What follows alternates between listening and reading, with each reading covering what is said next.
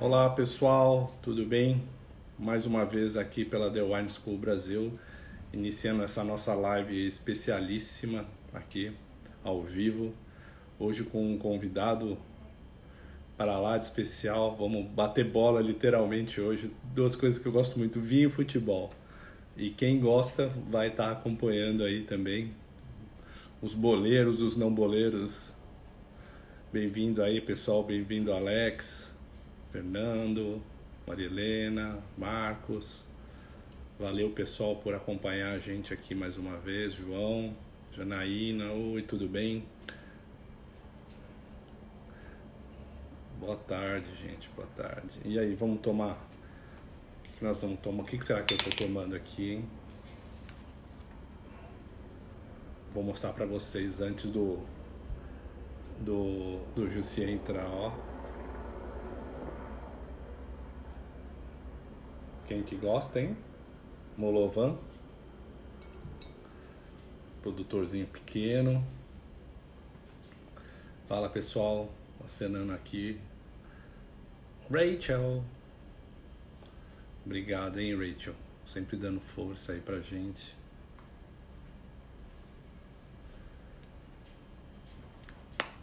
Legal, legal mesmo. Vamos ver aqui se o Jussi já pediu. Ainda não. Vou esperar o Jussi entrar aqui. Você sabe que Bordeaux é tudo de chique, né, gente? Bordeaux, morando em Bordeaux, tomando Borgonha, que é a coisa mais bacana, juntar aristocracia com os melhores vinhos do mundo. Não é fácil.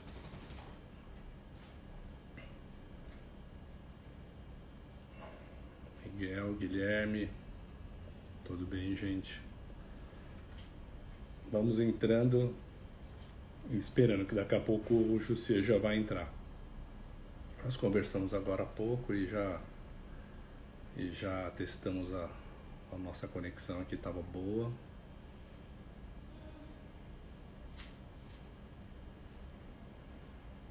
Fala, Malito.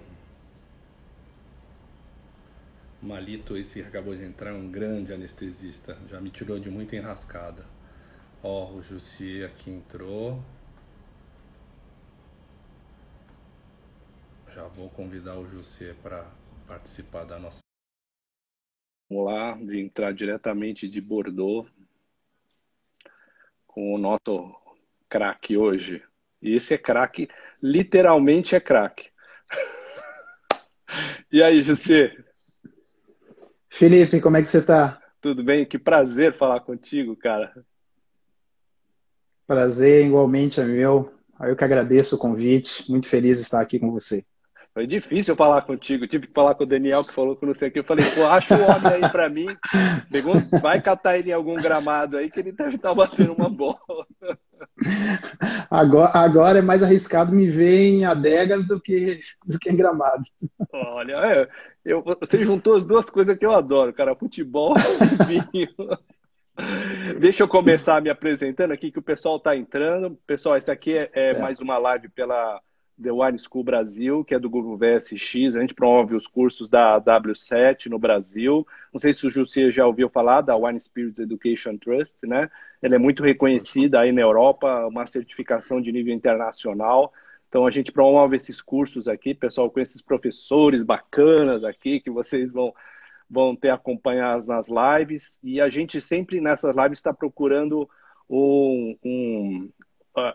assim, trazer as pessoas ligadas ao mundo do vinho, não só pessoas para falar de coisas técnicas, mas falar dessa paixão, como que entrou na vida da pessoa, porque nem sempre todo mundo entra no vinho da mesma forma. Então, eu vou pedir para o Jussi se apresentar. Para quem não conhece esse veneziano, é de Nova Venécia, não é? Eu te É, conheço, cara, viu? Eu te conheço. Eu já conheço bem a sua terra aí, porque o meu sogro e minha sogra moram em Cachoeiro de Itapemirim. ah, Então, todo ano eu terra, tô terra para do aqueles Roberto lados. Carlos. Exatamente. Bacana, Todo ano eu vou para lá. bacana. É quente para dedéu. Então, eu desço para Guarapari, fico andando lá na costa. A sua cidade é um pouco mais para o norte, né? É mais o norte, exato. Então, conta aí para nós um pouquinho de como você começou, jogou no Colatina, no Cruzeiro, Rodei, campeonato viu? aí contra a Vitória, o que mais tem lá? Barroso, tem uns times lá que Tem Barra de São Francisco, enfim, tem vários times tem lá. bastante time. Me conta aí, Exatamente. José, conta aí para o Então, pessoal conhecer um pouco mais você. vamos lá. Então, eu sou capixaba, né? Veneziano, na cidade de Nova Venécia. Capixaba, e aos 15 anos eu decidi ir para Belo Horizonte, onde eu iniciei minha carreira profissional com o Cruzeiro. Então, capixaba de natural capixaba e mineiro de coração. Os mineiros descem para o Espírito Santo, é a praia dos mineiros, né? Foi ao contrário, né? Eu fiz no outro sentido. Exatamente. Então, capixaba, fui para Belo Horizonte, foi ali que, enfim, minha vida deu uma grande reviravolta, porque aos 15 anos eu cheguei no Cruzeiro, na equipe do Cruzeiro Esporte Clube, e depois, enfim, foi ali que tudo deu uma reviravolta muito grande na minha vida profissional. Em 2004, final de 2004, início de 2005, eu fui para a França, né? Vim para a França, no caso. Você foi novo, né? Você tinha que idade? 22 anos. Cheguei na França com 22 anos. E assim, coisa do destino também, porque nada foi previsto. Na época eu estava muito bem no Cruzeiro, me sentindo bem. Estava na minha cidade, né? Minha esposa de Belo Horizonte. Então, hoje apesar de ser capixaba, as nossas raízes estão mais presentes em Belo Horizonte. Então, dessa forma, através do futebol, cheguei na França, com 22 anos, no norte da França. Joguei durante um período de 2 anos pela equipe do Lens, uma equipe do norte da França, e em seguida, né, se nós acreditamos no acaso, não é o meu caso, eu cheguei em Bordeaux. Então, o resto é só história. Pô, isso aí que é 2000, 2004? Entre 2000 e 2004 você estava lá? Então, eu cheguei no Cruzeiro com 15 anos. 15 anos de idade e fui para... eu cheguei na França com 22. Então, jogando 2 anos no Norte e em seguida vim para Bordeaux. Então, 24 anos eu tinha acabado de chegar, né, em Bordeaux. Então e você assim, jogou na época aconteceu... dos fera lá. Tinha uns fera lá. Tinha o Ronaldo voando, não tinha, não? Aonde? Aqui no... Não, o Ronaldinho. Ah, Ronaldo. O Fenômeno estava voando na Europa lá, naquela época. Não, foi na época que ele tava no... Na verdade, era o Ronaldinho, né? Acho que foi na época o Ronaldinho estava... Não, mas o Ronaldo, vocês jogavam os campeonatos na Europa também, né? Você não cruzava com esses fera aí. Sim. Não, mas eu nunca cruzei com o Ronaldo, não. Não no futebol, pelo menos. Mas, então eu cheguei em Bordeaux, né? Joguei quase 10 anos em Bordeaux. Também nada disso foi previsto, foi acontecendo, né? Bordeaux é uma cidade assim... maravilhosa. Além do vinho, né? Uma cidade fantástica, sabe? As pessoas fantásticas também, acolhedoras. E através do futebol acabou que eu tive acesso, né, de uma forma muito natural ao vinho.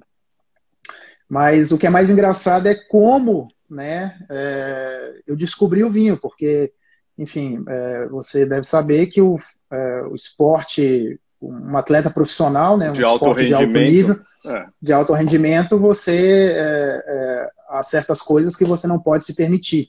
E uma delas é o álcool, né?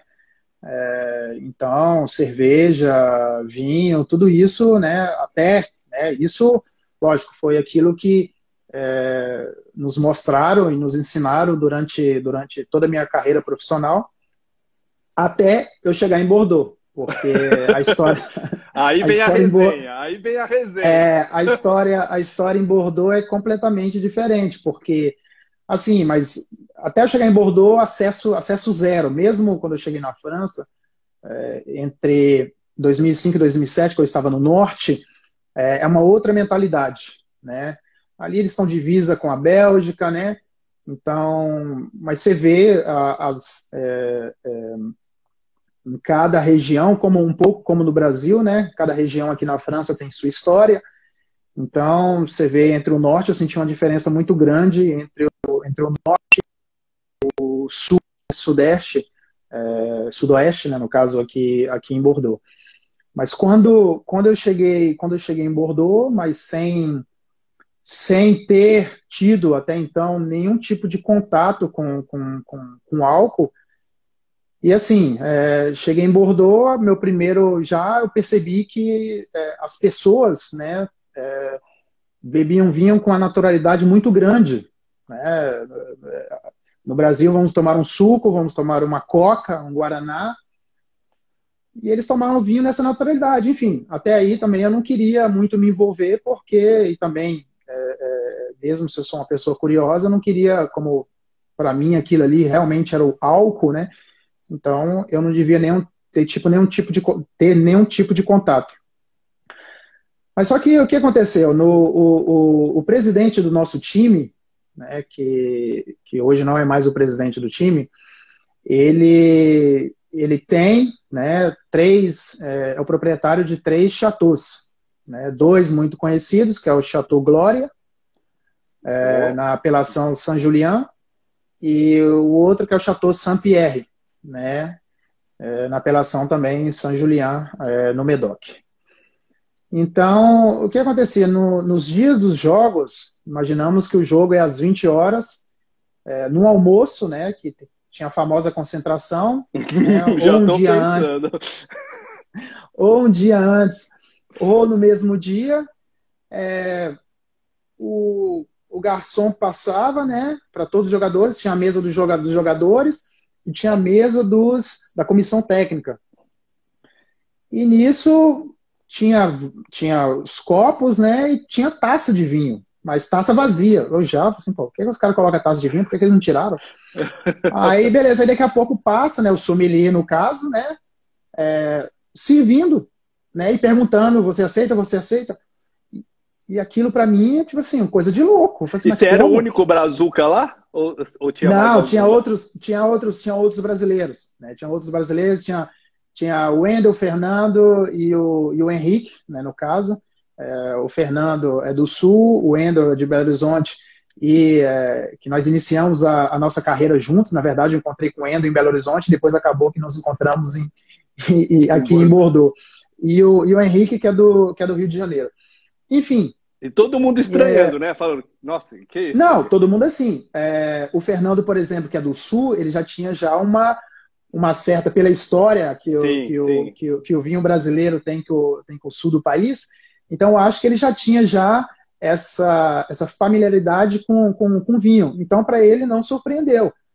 Agora, eu, Henrique e o Wendel, foi uma surpresa. Para os outros jogadores, tinha muitos franceses, jogadores de outras nacionalidades, também parece que eles estavam acostumados com aquilo, mas aquilo foi a primeira vez, né, e me assustou. Logicamente, eu falei não, né? É isso que eu ia fazer, a pergunta do milhão, você pegou...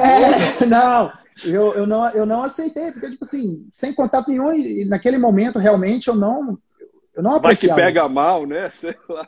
Pô, vai ter uma pegadinha, vai que o cara tá tentando ali, mas assim, não, se ele beber, eu não coloco ele de titular, né? Então eu falei assim, opa, boa essa. Deixa eu segurar a onda aqui. Então aí o que aconteceu? Aí em seguida teve uma segunda vez, né? Aí já na segunda vez eu falei assim, não, peraí. Aí eu chamei o preparador físico, né? Eu falei assim, deixa eu perguntar uma coisa. E com o meu francês bem meia boca na época, sabe?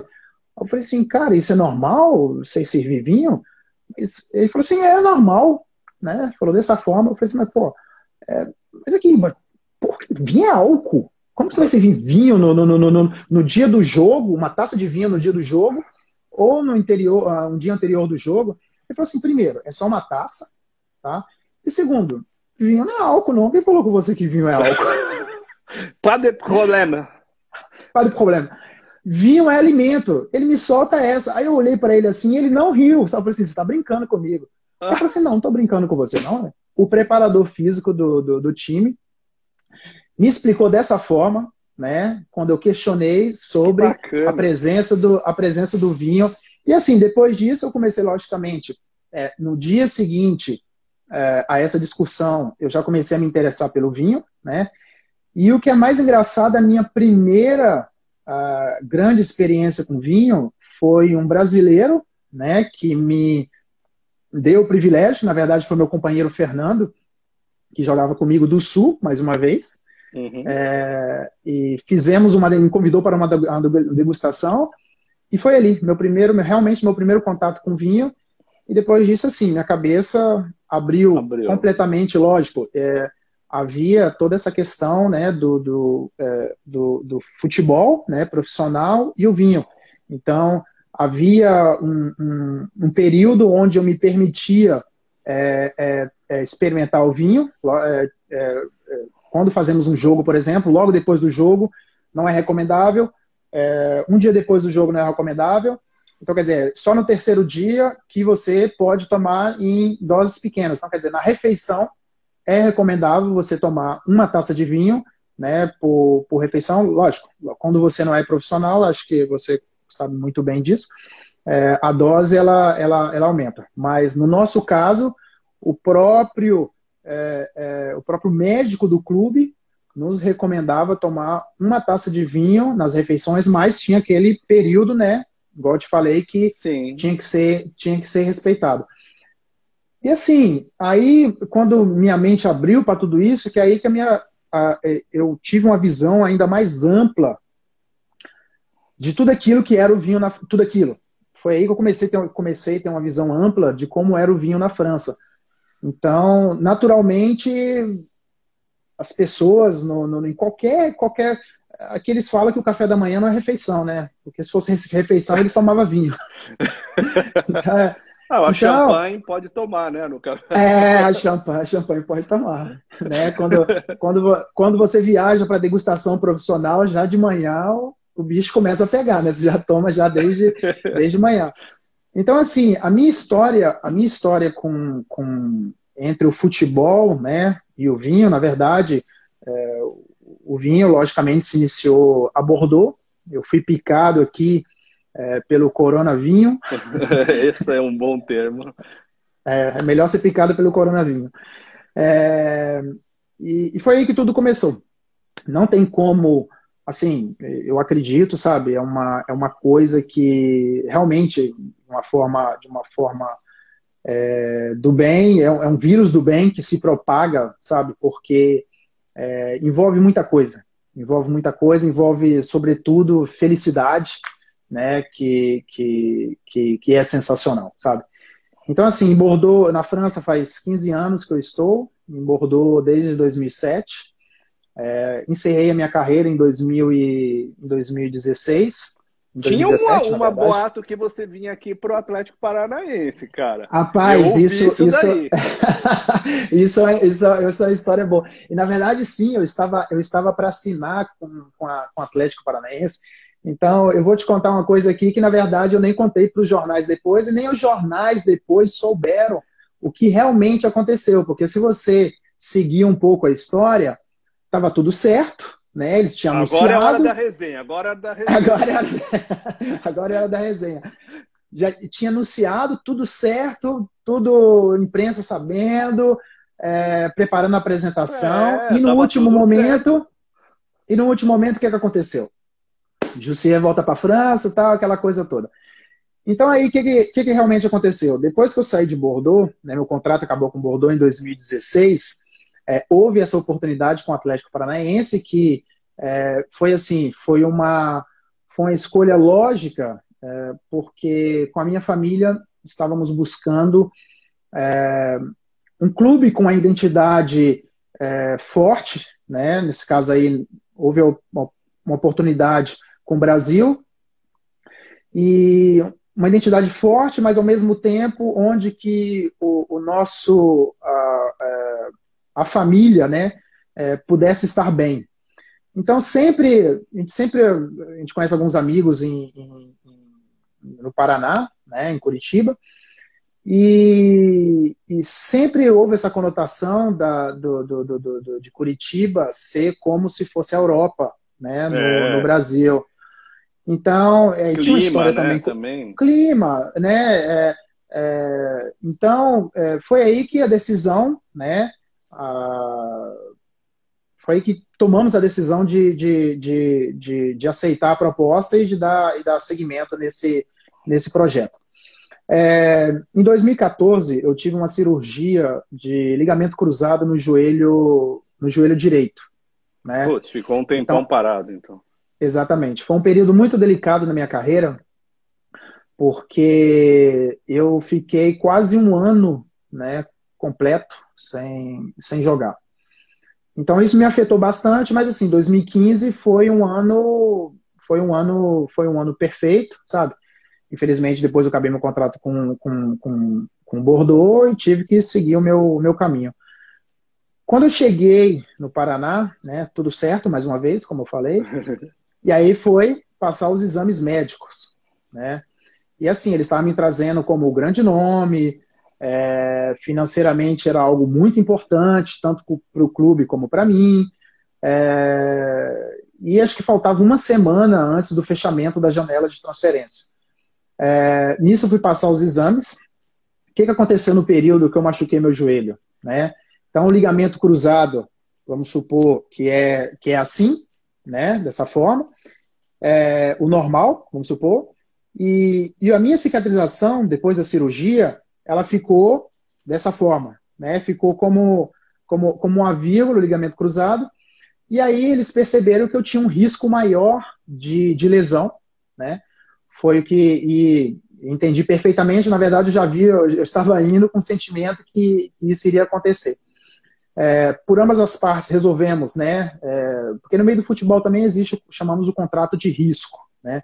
Tá. Mas só o contrato de risco naquele momento não era tão propício para o Atlético Paranaense, porque eles estavam trazendo um nome muito importante e que eles tinham um risco que depois do fechamento da janela, uma semana depois, eu poderia me machucar a qualquer momento, né?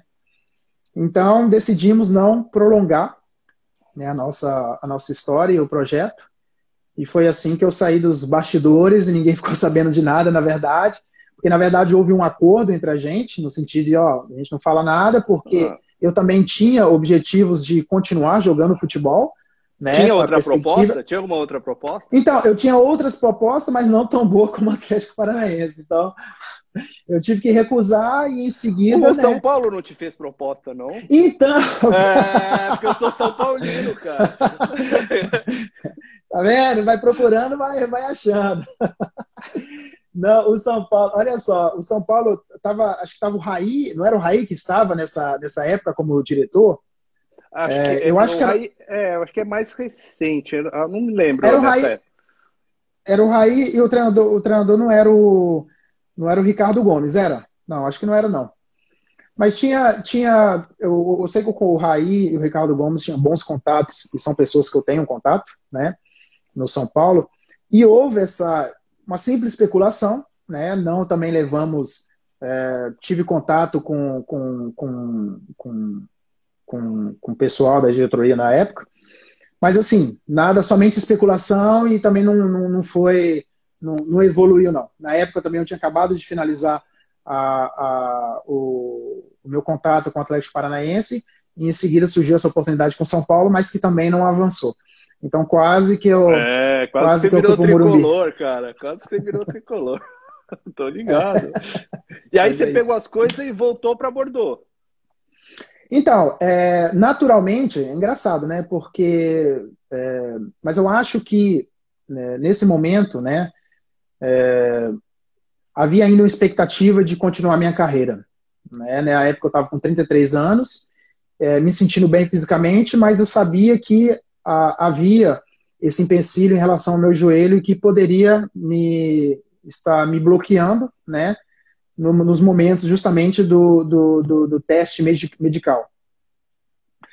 Até chegar um momento, né, que houve a janela de transferência em janeiro de 2017, onde, né, eu me dei esse prazo, onde eu, se não encontrasse algo interessante, né? Porque aí a escolha, há 33 anos já, a carreira já fica toda para trás, né?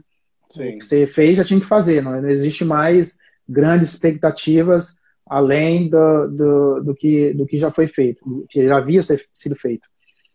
Então chegou um momento que não houve, né, nenhuma proposta interessante, porque nesse momento também você pensa na família, né, onde que a família poderá estar bem e tudo mais. E eu decidi encerrar a minha carreira nesse momento. Nisso, né, nesse período aí que eu encerrei minha carreira, já fazia 4 anos, né, que eu já tinha iniciado um projeto profissional com vinho, em paralelo com futebol. Aí é que nós vamos saber agora. Então, quer dizer, nisso tudo aí já, tipo assim, a decisão de encerrar minha carreira foi também pelo fato que já havia mais ou menos alguma coisa engatilhado e também pelo desejo de não querer continuar, né, no mundo do futebol. Uns 4 anos antes do final da minha carreira, eu já comecei a cogitar o que eu deveria fazer, né, porque acho que todo ser humano é movido a paixão, então eu precisava encontrar a minha paixão.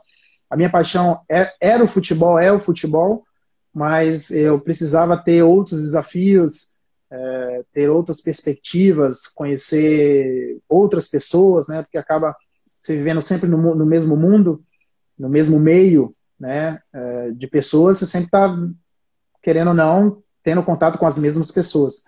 Sim. Então, assim, foi um desafio muito grande, mas que até o momento eu estou muito feliz. E como é que foi? Assim, você falou assim, vou fazer, conversou com um produtor, você começou a falar, vou abrir uma loja. Como é que foi isso aí? Então, como eu te falei, o mundo, assim, o futebol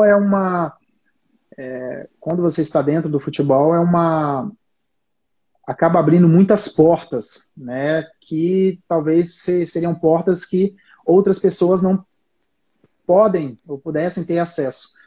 Então, o futebol, a partir do momento que eu decidi, né, que eu me interessei pelo vinho, né, e Bordeaux, sim, Bordeaux é uma cidade basicamente pequena, né, Sim. Todo mundo conhece todo mundo, então, ou no meio do futebol e no meio do vinho, todo mundo conhece todo mundo. As pessoas se conhecem, né? E o futebol, pelo presidente, que era o proprietário de chateaus, né? Estava muito ligado a essa conexão muito forte entre o vinho e o futebol. Então, assim, sempre, né? Eu tive todos os anos, né? Muitos convites para ou visitar chateau, ou degustações, ou eventos informais.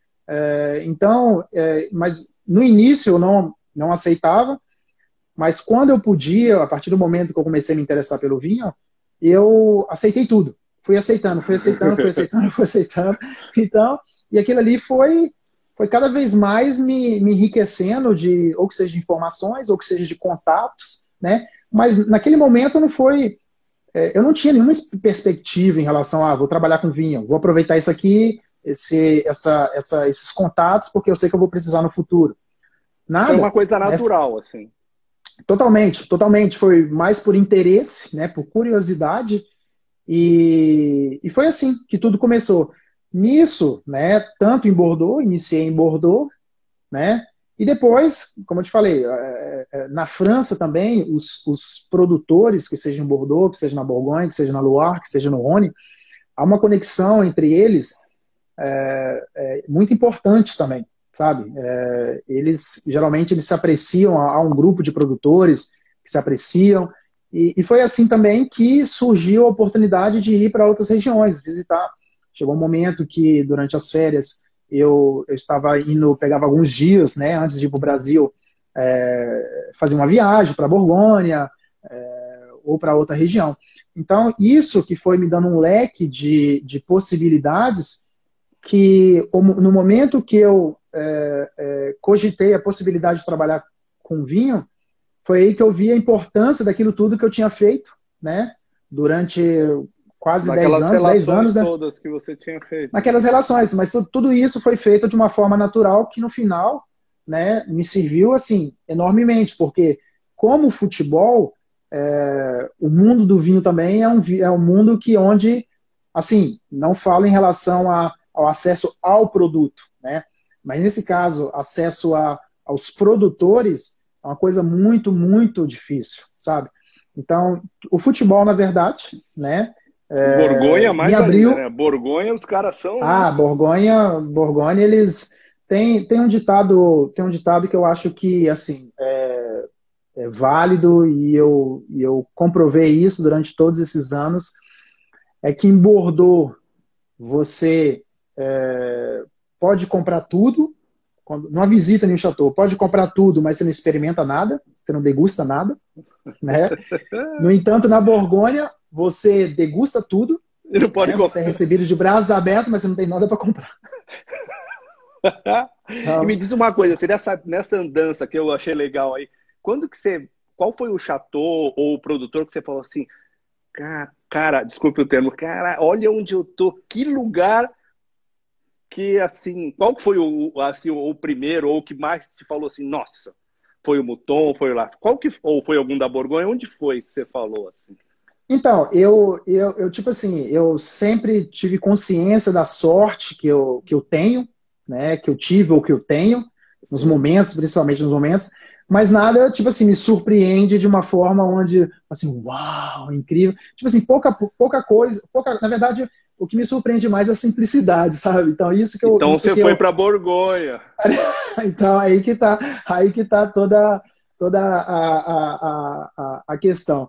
Mas, assim, um paralelo entre a Borgonha e Bordeaux, os chateaus, por exemplo, um chateau que eu adoro, né?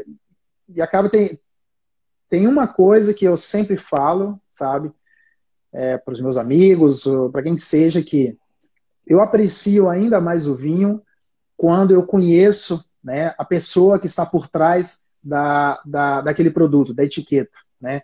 Isso é uma coisa assim, ou eu aprecio demais, ou não muda nada, na verdade, entendeu? Mas a tendência é que quando eu conheço a pessoa, eu aprecio cada vez mais o vinho. Então, assim, eu tenho muitas excelentes relações, graças a Deus, com muitos produtores de Bordeaux. Agora, tem aqueles que, logicamente, me tocam, né, mais que outros, né? Por exemplo, o Chateau Margaux é um chateau que, assim, a dimensão dele, no nível de... Realmente é uma dimensão de primeiro cru de Bordeaux, primeiro Grand Cru de Bordeaux. Realmente é uma coisa, já na entrada assim, você vê aquilo assim, você fala assim, eu estou em outro mundo, né? Aqui, né? Você está parecendo, para quem viu Alice no País das Maravilhas, está entrando num chateau. Concordo com você. Fora de comum, sabe? E você conheceu o Pontarlier, então? Ele estava vivo ainda, o Paul Pontarlier. Não, eu não tive a oportunidade de conhecer o Pontarlier, né? O Pontarlier foi em 2015, né? Que eles fizeram a safra especial, né? Em homenagem pro Pontarlier, mas eu não tive a oportunidade de conhecer o Pontarlier. Então, ali, quando você entra lá dentro, tem tudo é muito rico em história. Tudo. Não só com vinho, mas a cultura francesa, sabe? Então, isso é espetacular, sabe? Então, Chateau Margaux até pela relação que eu tenho com o Chateau, é um Chateau que eu aprecio muito, que eu tenho um carinho muito grande. E depois, um que eu também amo de paixão, que é o Chateau Palmer, né? Assim, a mesma coisa, a história que tem por trás é uma coisa, assim, de outro mundo e que te deixa...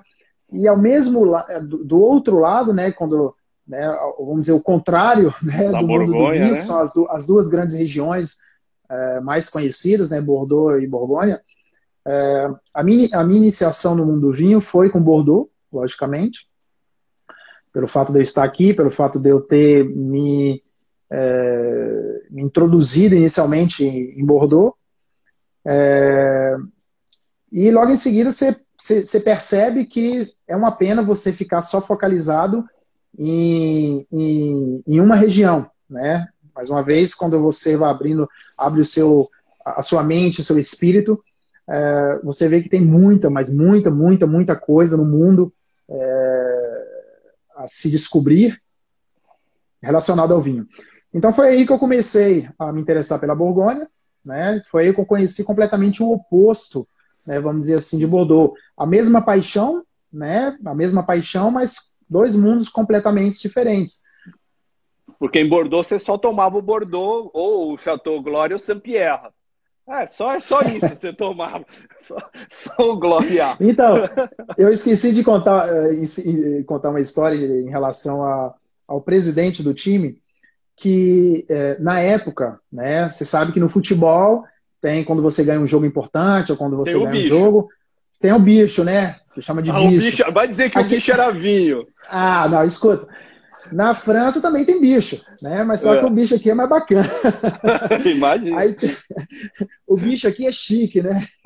Então, o presidente, né? O que acontecia? Quando tinha um jogo importante, ele descia, né? Ele estava lá vendo o jogo lá em cima. Ele descia, né? Tava feliz, já tinha tomado os vinhos dele lá vendo o jogo e tudo mais. Aí ele descia, aí a tradição aqui é que nesse momento começássemos a gritar presidente, presidente, presidente, todo mundo, o time todo. Aí ele fazia assim um sinal para todo mundo ficar em silêncio. Aí fala bem assim: tá bom, vocês jogaram mais ou menos, tá? Eu vou dar 2 caixas de Glória, 2010 para cada um. Aí todo mundo ficava louco. Aquela coisa, aquela loucura. E assim, quem gostava de vinho, nesse momento, explodia de emoção, né? Nossa, então, beleza. nesse momento, Imagino 2010... você. Não, já... E tinha uma situação que era o seguinte, no time, às vezes, né, nesse período, houve jogadores que eram muçulmanos da região, né? Então, tá. eles não tinham, não podiam ter contato com álcool. Então, depois do jogo, né, falaram assim, então, aí, você quer quanto por garrafa? Eu te compro ela 10 euros, tá? Chateau Saint-Pierre, 10. Aí os caras falaram assim, tá bom, eu não bebo, então pode levar. Pode levar, não tem Pode problema. levar, não estou preocupado. Então, quer dizer, fiz um estoque muito bom de Chateau Glória e Saint-Pierre. Então, a Borgonha, assim, eu vi completamente o outro lado, né? Uma coisa que ligava os dois era logicamente, mas a Borgonha eu vi algo mais simples, mas ainda essa relação entre o homem... Baixou um pouquinho o seu... Opa, e agora? Tô te ouvindo, mas tá baixo. Deixa eu ver aqui. E agora?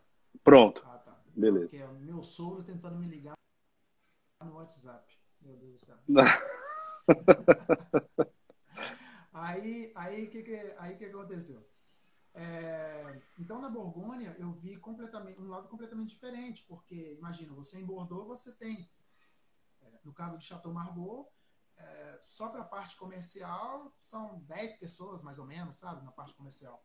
Então, na Borgonha, eu vi uma relação ainda mais forte com o terroir, né, o que chamamos de terroir, com a terra. Então, a pessoa que faz o vinho é a mesma pessoa que cuida do comercial, sabe? A mesma pessoa que vai receber para fazer as visitas, as mesmas pessoas que cuidam de tudo. É familiar mesmo, né? Familiar. Então, e isso tudo acabou me tocando ainda mais. Eu venho de uma família pobre, entendeu? Então, isso eu acho que ainda me tocou ainda mais, porque eles brincam aqui na França que falam que Bordeaux tem um lado mais burguês, né, que é a pequena Paris, né, e que não, na verdade, não deixa de ser, né, mas assim, são pessoas também fantásticas, mas como eu te disse, aí a Borgonha, né, em seguida eu viajei, tive acesso em outras regiões, Rhône, Languedoc, Beaujolais, Champagne, e isso tudo me ajudou muito, sabe? Muito já para construir a minha história pessoal com vinho, porque assim, eu acho que é importantíssimo, quanto mais conhecimento temos com vinho, é bacana, sabe? Sua mente se abre cada vez mais e isso é sensacional. Mas eu aconselho o dia que tiverem a oportunidade de visitar um produtor e escutar o produtor falar, né, contar a história dele. Uma fonte, assim, um acesso privilegiado sensacional. Ó, falar em produtor, eu tô com uma garrafa desse cara aqui, você conhece? Ó? Ion Lardi. Show! Eu Bom fui demais. estudar um pouco sobre esse cara. Ele é novinho, né, Jussi? Ele é muito novinho. E pegou umas terras antigas lá, começou a fazer um trabalho bacana, né? Assim, tem uma nova geração. Vou te mostrar aqui também. Tô aqui, Ah, né? eu quero ver o que que você tá bebendo. O que que você tá Então, bebendo? só vou te falar aqui rapidinho. Aqui, o que eu tô Oh. bebendo. Tô traindo Bordeaux. Ah, imagina, não. Bordeaux tá no Então, coração aqui eu também. tenho um Bourgogne Pinot Noir de uma apelação regional de um produtor que chama-se Jean-Marie Fourrier, que ele é baseado no vilarejo de Jouvray-Chambertin, tá? É um produtor muito talentoso e uma referência na apelação, tá? Então, 2016, estou aqui curtindo Que delícia, hein? esse lindo Pinot aqui, que depois, geralmente eu gosto, é uma das coisas também que eu gosto da Borgonha, esse lado Bordeaux, principalmente os grandes vinhos, né? Você precisa um certo tempo, dependendo do vinho, para apreciá-los. Apesar que eles mudaram depois do parque, né? Eles mudaram bastante essa filosofia, quiseram desvincular essa imagem com o parque, até na comunicação deles, porque eles são muito fortes na comunicação, os bordoleses, comunicar em relação, não, nossos vinhos agora são acessíveis já Tá jovens. pronto para beber. Pode beber agora, pode beber daqui a 5, a Isso aí, 10, a 15, a 20 isso anos. Tem isso vinho aí para todo mundo. tem vinho para todo mundo. Então, o que acaba, olha que engraçado, tem muitos chateaus, o que acaba sendo muito verdade, sabe? E você tem gosto para todos, sabe? Mas a Borgonha principalmente traz esse lado mais leve, mais acessível mais rapidamente, que eu, por exemplo, para quem gosta de vinho, né, eu adoro isso, essa facilidade de beber. Isso é até perigoso, né? Mas, enfim, eu gosto. E na Mas Borgonha tem aí, algum lugar que você curte mais, assim, José? Dentro da Borgonha, assim? Te chama dentro mais da a Borgonha, atenção? então, não tem. A Borgonha em um todo me chama a atenção, sabe? A diversidade do vinhedo, a complexidade, ao mesmo tempo a simplicidade, né? A Borgonha, assim, a Borgonha te exige um esforço maior, né? E que é gostoso, né? Essa história, essa busca de conhecimento para entender um pouco mais, né? Como que me explica como que um vinho que é feito a 5 metros do outro não é o mesmo vinho, né? Essa questão das parcelas, do clima, do liu-di, tudo isso. Então, quer dizer, isso é sensacional. Isso, tipo assim, você tem a impressão e que eu acho, né? O vinho é uma história sem fim. Você não cansa de estudar a Você Borgonha, ainda mais. Você não consegue ainda entender a mais. Borgonha, algumas coisas.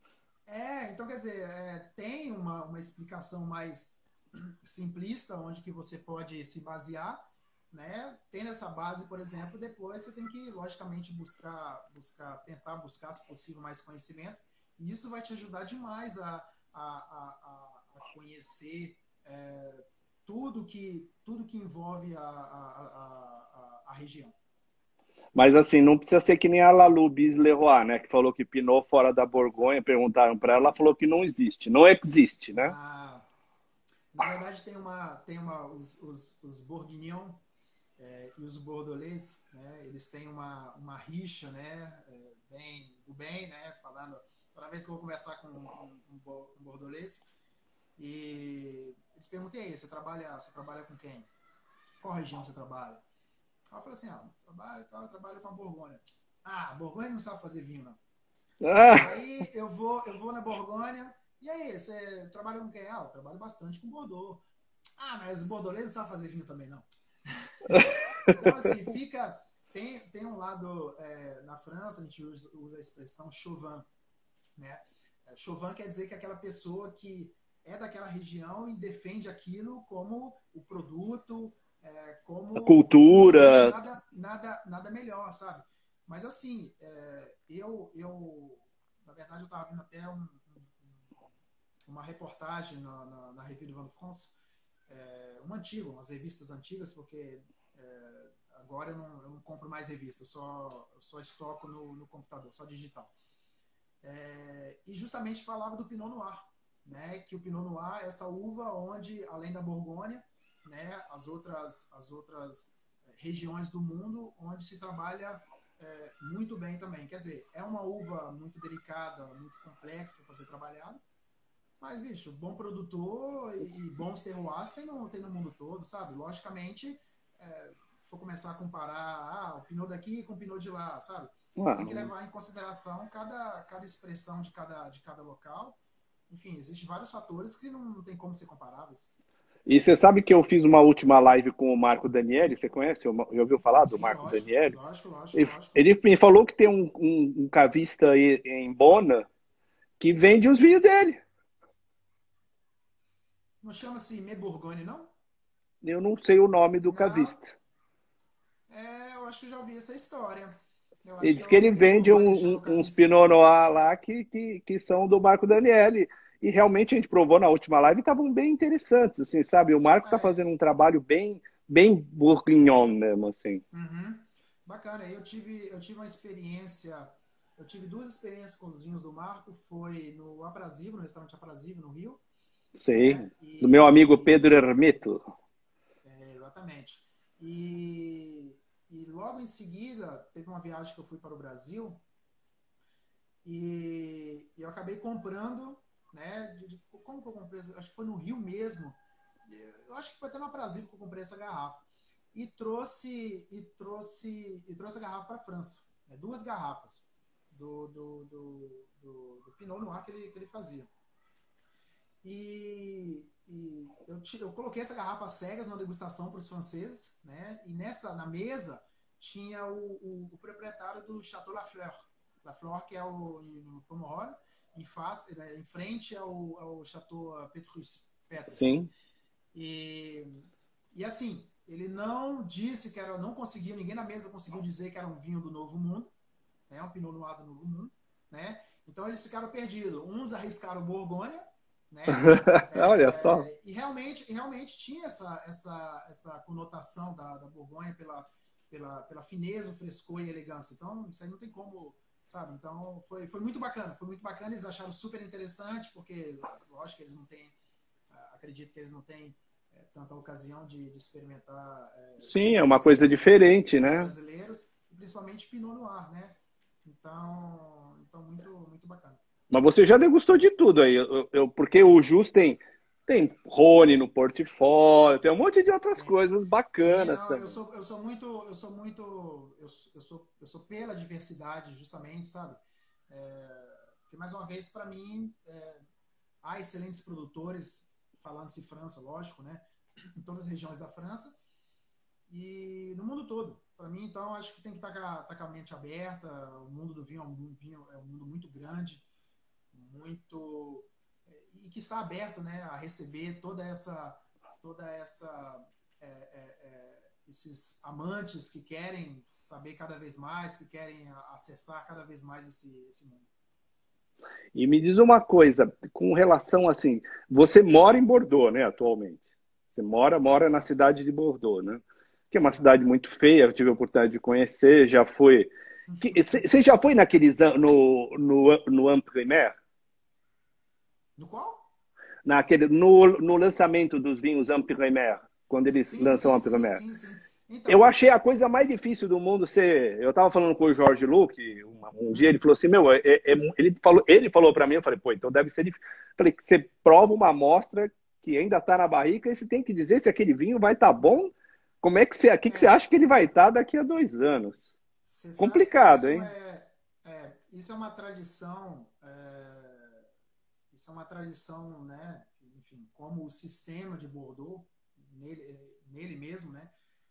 Que é um sistema onde tem os courtiers, onde tem os negociantes, então quer dizer, é um sistema único. E nisso também eles instalaram o sistema do primeur, né? E que assim, claramente eu vou te falar, porque todos falam, né? Na verdade eles não vão gritar isso aos quatro cantos do mundo, né, os profissionais aqui, mas é o que todo mundo sabe no meio. O sistema do Primeur é algo que, quando eles vêm experimentar, até os próprios jornalistas, eles falam, 90% ou mais das pessoas que vêm experimentar o vin Primeur, eles não conseguem ter uma definição a longo prazo. É muito difícil. Então, eles vêm porque é tradição, né? Eles vêm porque tem que vir, eles vêm porque tem que, naquele momento ali, você precisa se posicionar, né? Para garantir a sua alocação, a sua compra daquela safra. Mas eles falam, você não consegue se projetar a longo prazo. Então, quer dizer, levando Primeur, por exemplo, eu, por exemplo, eu não trabalho com Primeur, eu trabalho com tudo que é livrável, né, que eu chamo aqui, na verdade, tudo que está pronto já no mercado, safras mais antigas. Mas eu não vou mais, sabe? Não vou mais porque, para mim, pessoalmente, é uma perda de tempo e que também eu fui muito claro comigo mesmo. Eu falei assim, eu não consigo ter uma definição de um vinho que ainda está no barril para daqui não sei, daqui a 2 anos, aqui nesse caso é o momento onde ele vai ser colocado na garrafa, e mesmo assim vai ter uma evolução, vai continuar evoluindo durante, enfim, 30, 40 anos. É verdade, o pessoal está falando aqui, é por isso que o parque virou celebridade. O Nelson falou, é verdade, né? Ele fez umas previsões, uma cientologia e acertou, acabou acertando, né? 82. A famosa safra de 82, né? Que enfim, eu acho que o parque, assim, na minha opinião, ele ajudou demais o Bordeaux, sabe? Mas ele, ao mesmo tempo, ele fez de uma certa forma, colocou o vinho de Bordeaux em uma forma onde estandar, sabe? Colocou o vinho que todos os vinhos, no final das contas, se pareciam. Então, o efeito terroir já não existia mais, existia o efeito madeira, né? Que é o que eles gostavam, e as pessoas acabavam que os proprietários trabalhavam o vinho dessa forma, sabe? Então, uma outra resenha, vamos dizer. Conta aí. A resenha do vinho, uma resenha do vinho. Com o presidente do Bordeaux, na época, e o proprietário do Chateau Glória e o Saint-Pierre, ele sempre teve notas baixas no parque, né? Então, aí chegou um momento que ele conseguiu ter acesso ao parque, porque o parque também era uma figura muito inacessível, né? E ele não vinha almoçar com qualquer um, ele não vinha jantar com qualquer um, ele não estava em evento com qualquer um, né? Mas um dia, né, o presidente decidiu ter acesso a ele. Falou assim, mas pô, só tenho nota... Porque acabava que as notas influenciavam toda a questão comercial, né? Maiores as notas, melhor você conseguia vender o vinho num bom preço. Então, o presidente conseguiu um almoço com o parque, né? Isso foi na safra, acho que foi na safra 2009. E, como por acaso, né, logo depois, as notas saíram em 2009 e 2010. Tipo assim, lógico, foram 2 safras sensacionais. Sensacionais, Mas, e ele fala, depois numa conversa informal, ele falou assim, eu sei que teve uma influência muito grande esse fato de eu ter convidado ele, a gente ter passado um momento ali, humano, né, que deixa de ser humano, e que ele, no final das contas, influenciou talvez a decisão dele, apesar de, mais uma vez, são 2 safras sensacionais em Bordeaux. E você contou conta mais uma resenha aí do mundo do vinho para nós. Eu adoro, porque nós temos mais 5 minutos. Tem que ir conversando. Não, então conta uma. Ó, a gente tem 5 minutos aí, porque sempre é 1 hora de live. Conta uma resenha de futebol, então, alguma coisa com alguma figura aí de algum jogador. Uma resenha boa. Nossa, pelo amor de Deus. Tem muita, né? Nossa, mas tem demais assim, eu não consigo. O que tem de resenha com. Um desses caras conhecidos que. Tem uma resenha bacana. Fala. Assim, como eu te falei, tem o acesso aqui, no período que eu fui jogador, até agora também, continua a mesma coisa. Mas, tipo assim, os convites não paravam. E tinha o diretor do diretor técnico, né, do Chateau Cheval Blanc, né, apaixonado com futebol, convidou eu e um amigo meu jogador também, um francês, para passar uma tarde e depois jantar lá no Cheval Blanc. Maravilha, aceitamos, né? Isso foi numa quarta-feira. No domingo nós tínhamos o clássico aqui, o grande clássico, né? Aqui na França, que é Bordeaux-Marseille. Então, na quarta-feira fomos lá, tomamos grandes vinhos, jantamos maravilhosamente bem, fomos recebidos, bacana. E nisso ele chegou assim pra gente e falou bem assim, olha, para cada gol marcado no domingo, é uma garrafa de Cheval Blanc. Aí eu falei assim, rapaz, não faz isso comigo não. E você nessa época jogava de... Você tá atacante, né? Eu jogava de segundo atacante, né? Segundo atacante. Falei assim, rapaz, você tem certeza que quer apostar comigo? Falei, você não vai apostar isso comigo. Aí ele falou assim, não, para cada gol marcado. Acho que você falou, acho que tinha 15 minutos de jogo. E tipo assim, eu e meu amigo, que estava no Chateau também, estava jogando, titular. 15 minutos de jogo, eu tinha marcado 2 gols. Você falou, olha o bicho aqui já do jogo. O meu amigo teve no segundo gol, no meu segundo gol, quando ele veio comemorar comigo, ele chegou para mim e falou assim, ele rindo. Ele falou assim, eu te adoro. E sabe o que eu quero? Eu quero mais um terceiro gol, porque eu quero ver o cara chorando lá na casa dele. Porque vai ter que dar 3 garrafas de Cheval Blanc. E tipo assim, marquei 2 gols. Eu sofri um pênalti onde eu devia ter marcado, né?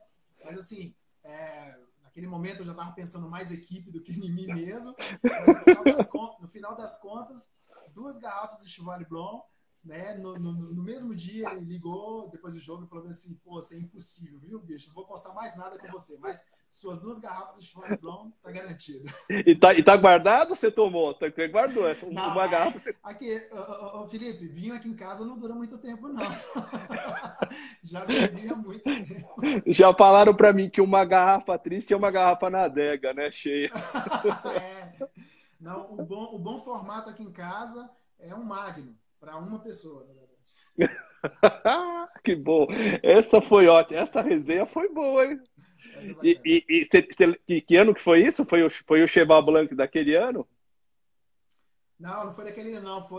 Acho que foi 2004. Foi uma 2004 e uma 2008 que ele nos deu. Mas assim, independente do ano, só de você estar sendo presenteado com o Cheval Blanc. Pô, você falou, mas o próximo eu quero. Você falou, não postou, vou apostar no próximo também. Não, eu falei com ele, falei assim, aposto na hora que você quiser, viu? Ele falou assim, nunca mais. Puxa, que bacana, que bacana. Ó, Jussi, a conversa é muito boa, tem muita resenha. Até falei assim para a Kelly, que é a diretora da Wine School, eu falei, tem que fazer uma resenha aí de 3 horas com o Jussi, porque deve ter muita história para contar. E assim, só para finalizar, tem alguns planos aqui no Brasil? A ideia é ter alguma atividade aqui no Brasil, da importadora? Como é que vai funcionar isso? A Jussi iniciou as operações, né? Tá continuando, né? Da forma que iniciou. E assim, agora a gente está num momento muito grande de reflexão, não só pela questão do corona, onde que também acaba Sim, lógico. Tipo assim, trazendo outras questões, mas essas reflexões, né, que estamos tendo agora foram reflexões que já fazia um tempo que estávamos tendo. Mas assim, o projeto com o Brasil não tem como não continuar, porque foi o que eu sempre quis na minha vida, ter essa ponte entre a França e o Brasil. E assim, eu quero fazer com que o brasileiro tome cada vez mais, tenha acesso cada vez mais a bons vinhos, a bons produtores, e eu tenho certeza que isso vai ter uma longa história e um longo caminho pela frente. Puxa, que bacana, Justi. Eu tenho que agradecer você, a gente é super parceiro. O Daniel, que trabalha na Justi, é sempre um parceiro lá das nossas. Você já viu as degustações que a gente tem, né, de vez em quando lá? Já, O pessoal coloca. vocês não brincam em serviço, não. O pessoal tem umas degustas bacanas aí que a gente faz e eu vou te ser muito sincero, virei